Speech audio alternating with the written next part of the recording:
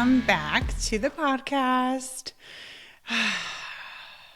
Okay, today I want to share with you what I wish I knew at the beginning of my healing journey. So, I want to set the context first. This is my healing journey began before I had children.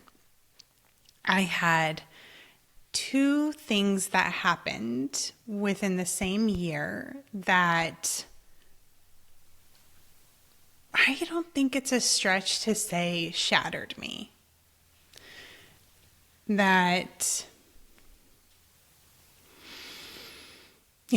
I'll say more about the feelings in a minute. Okay, so let's see, what year were we in? I don't even know. I think this was probably 2010, 2011. Yes. So within the time frame of 2010, 2011, I essentially had two of the closest people in my life break up with me. One of those was my, at the time, fiance. And there was cheating involved there. And the other was a friendship where I'll use the term divorced from that friendship because of the way that I was showing up. And as a result of both of these things happening so closely together, I knew that there had to be some things about me that were creating these situations that I didn't want, right?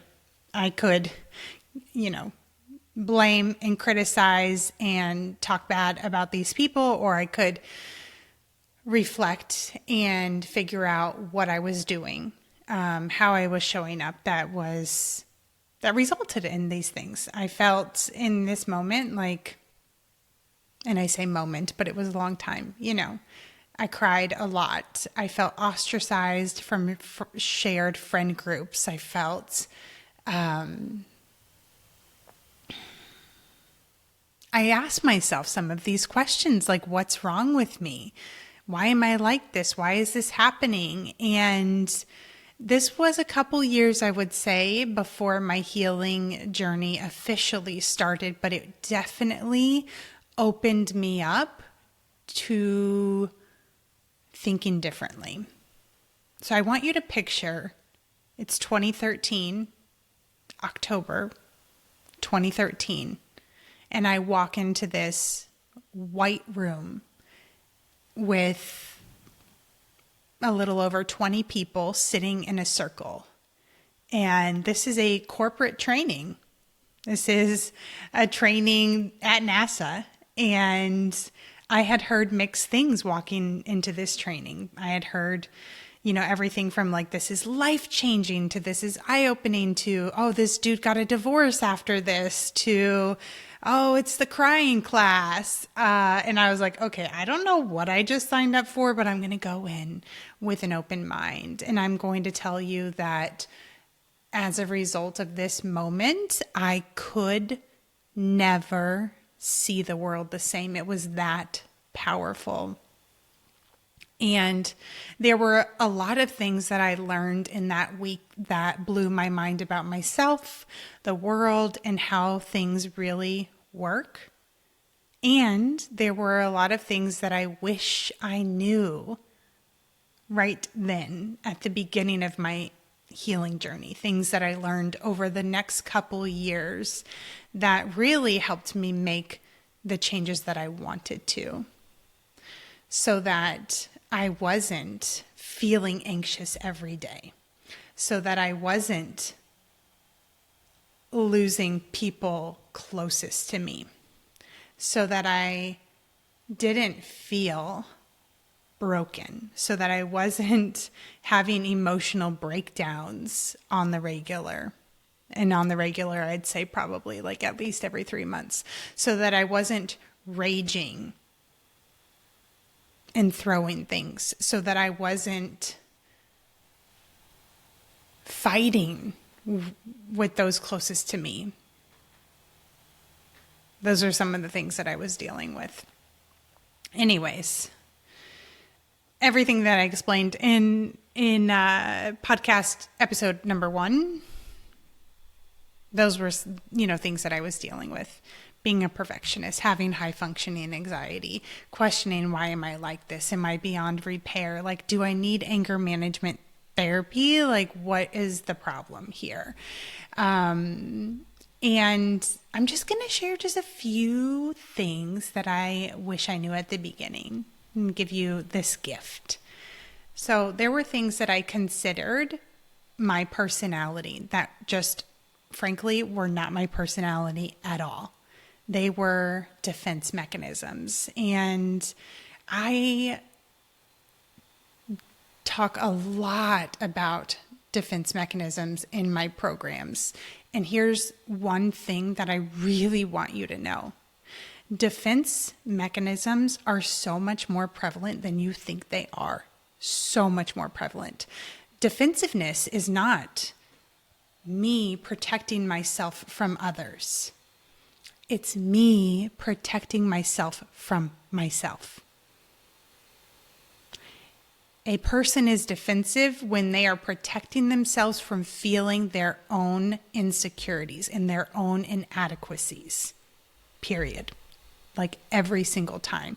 And so what I want you to take away from that is that things that you think are inherently part of who you are, you might just be wrong. And that is probably one of the most beautiful things that could be true. What else do I wish I knew at the beginning of my journey? I wish that I knew that digging in and learning more about myself and allowing myself to like really become aware of everything was going to be so good. I find myself and some of my clients have these thoughts of like, well, if I dig in, like, what am I going to find deep down? And what you're going to find is love, period. At your core, you are love. That's how you were created. And everything else, all of the parts of yourself that you don't like, that you reject, are just what happened as a result of being human and just what happened as a result of being raised by an emotionally mature, narcissistic, or toxic mom. Period. Deep down, you are love. And I have a feeling that I'm going to talk more about that because I think at the beginning of my healing journey, even if I did hear that, I would have been like, yeah, nice try. I don't believe that. So just be with me here. Just try it on. Like, what if what Dr. Steph is saying is true? Like, what if all that I'm going to find is love? What might I do differently? Ask yourself that.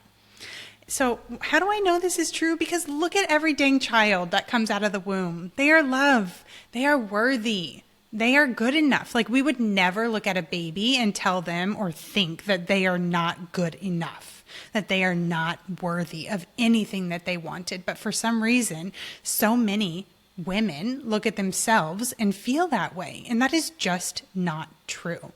Somebody else in your life implied that that was true, or treated themselves that way, and you adopted that because you thought that's the way the world worked. And it's just not. I also wish that I knew that self-acceptance was not on the opposite side, the opposite continuum of self-improvement.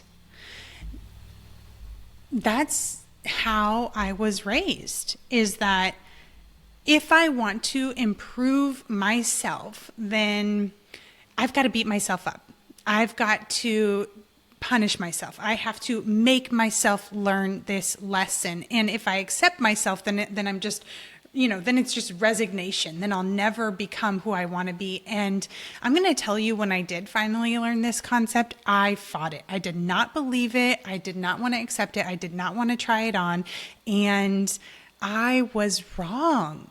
And if I could go back, I would have adopted it as a reality, a possible reality earlier. Because what I found is that the more that I accept myself, the easier it is to create the changes that I want in my life, which is so counterintuitive for people. So counterintuitive. And so what I say, and this might sound crazy, is like, what if you just try it? You can always go back to the way that you are today.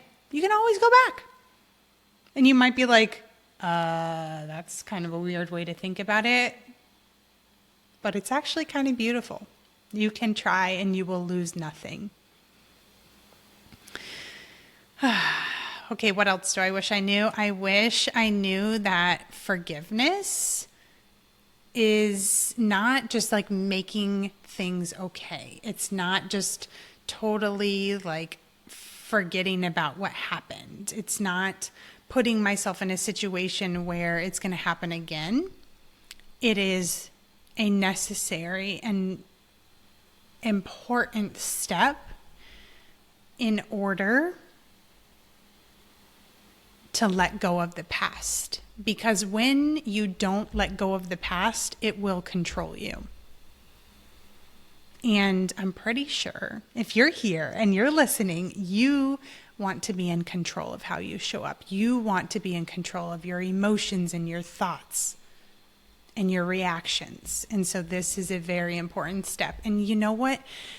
I have a moment in 2011 where I went back. I used to work at Remax, fun fact. I went back to visit Remax and an old coworker, and I was telling her what I was going through with this breakup between, my best friend at the time and me.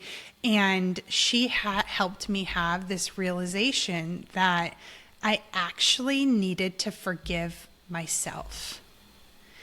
And what I found is that so often that's actually true, is that maybe there are pieces within situations where you're really upset, where you actually need to forgive yourself and the other person. And so I want you to take that and to think about your life and to ask yourself, is there anything that I have been unwilling to forgive myself for that is keeping me stuck? Another thing that I wish that I knew at the beginning of my healing journey was I wasn't actually just an anxious person. I wasn't just a control freak. I was showing up in that way for very concrete reasons. I was worried and anxious all the time because I was not feeling my emotions completely. I was pushing them down, brushing them aside, trying to make them go away, trying to make myself feel better. And that was causing me to be anxious. And that may be causing you to be more anxious than you think. It's really counterintuitive because there's probably things in your life that you're like, what are you talking about? Like, I am feeling my emotions. I feel all kinds of things. Maybe. That's probably true, right? But there's probably some things that you are blocking as well. And we'll get more into that as we go. So just consider that as a possibility. And then for the control freak aspect, I was controlling myself and my environment because I was scared. And I didn't know that. I thought that's just the way that I was. That's who I was. No, there were very concrete reasons why I like structure and predictability and making sure that things were the way that I wanted them and that I showed up as the way that I wanted everybody to see me. And what's tied to that is I was pretending. I was pretending a lot more than I thought I was, so that I could control the way others perceived me and only show them the parts of myself that I wanted them to see.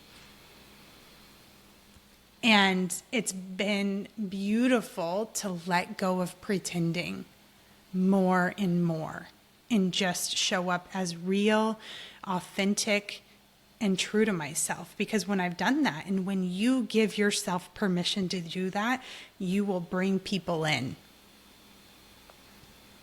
You will help other people and yourself know that you're not alone in these struggles.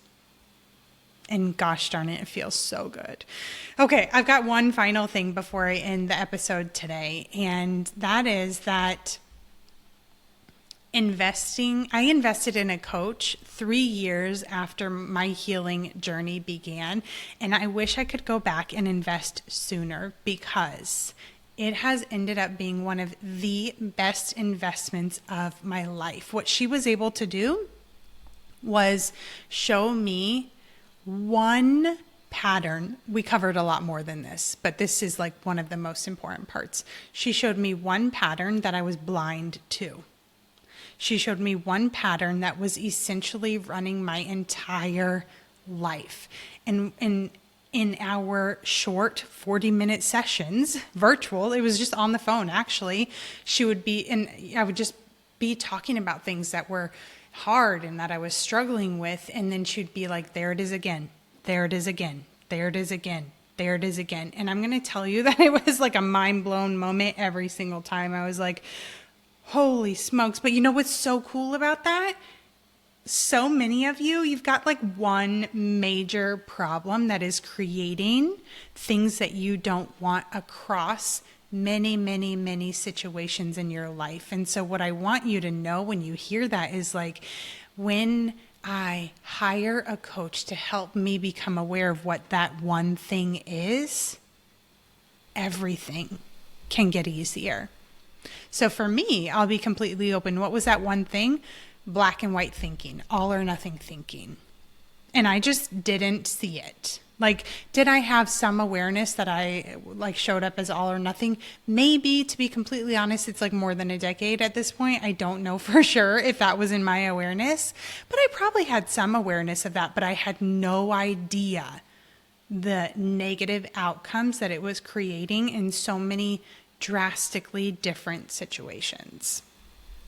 So hopefully some of these learnings were helpful for you today. I would love to hear. Shoot me a message on Instagram and let me know, does any of this resonate with you? Do you have any questions? I would just love to hear from you. And thank you for listening to the podcast. If you haven't subscribed already, make sure that you do. And our weekly episodes will be released every Tuesday morning.